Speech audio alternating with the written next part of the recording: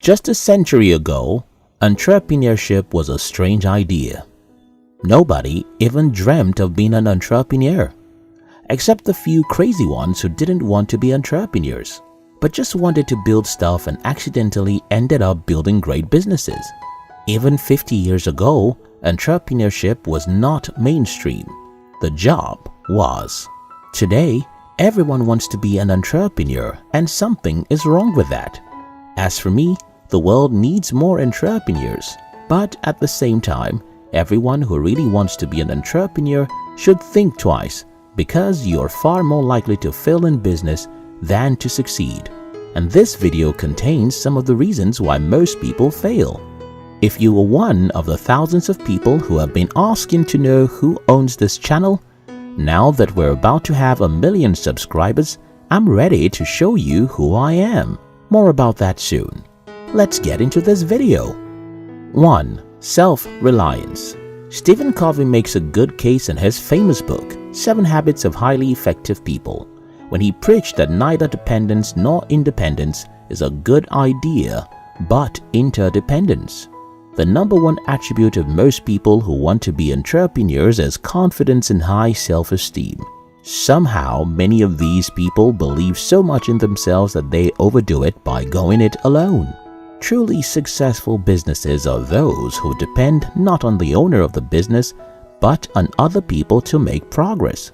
Seeking help, partnership, collaboration, building a team, these are all the things that make businesses successful. As an entrepreneur, you have to believe so much in your ability. At the same time, you have to know that you're extremely limited. There are things you don't know and there are things you won't ever know. You have just 24 hours in a day, and God won't give you a minute after that. What can you do with such limited resources you have?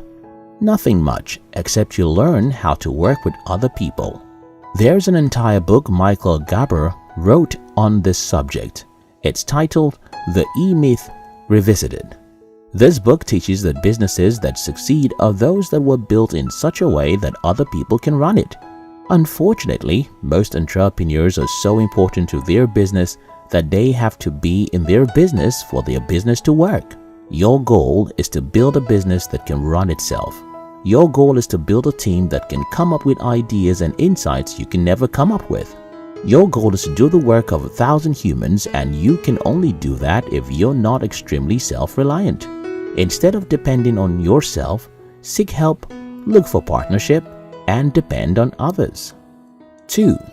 Eating your cake too early. History books are filled with entrepreneurs who go broke after some success. It's often because these people eat their cake too early. I read about a young man who used his first major profit to buy an iPhone, saying, "I deserve it." Well, you don't deserve anything.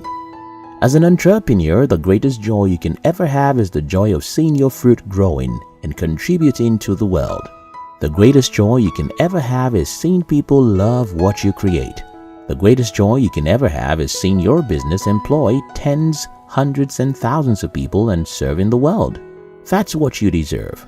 The joy that comes from seeing your deeds growing, not the Rolex watches you cannot afford. Study the lives of the greatest entrepreneurs of our time and see how they live. Warren Buffett can buy some automobile companies, but he still drives used cars. Bill Gates at some point saved up so much money that if his business had a problem, he could still pay his employees for the entire year.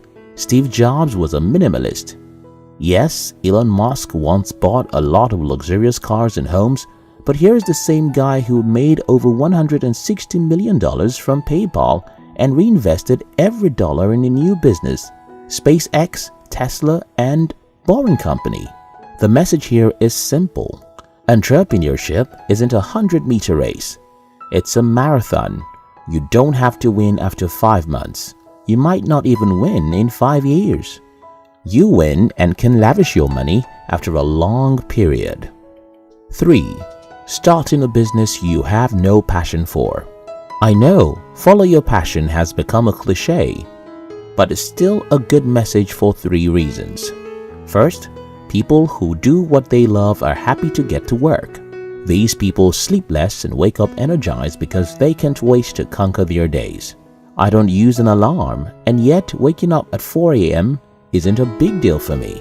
In fact, last night I felt the night should be short because I couldn't wait to sit at my desk. Now, if you think this doesn't mean anything, listen to my next point. Happy people win. There is a book titled The Happiness Advantage. It was written by Sean Aker. This book is about a study that shows that people are not happy because they succeed. The opposite is the truth. People succeed because they are happy. A happy salesman sells more. A happy doctor has more clients. Happy researchers invest all their brain power into what they are doing. People who are happy about what they are doing do it far better than people who aren't. And that should be a simple thing to understand.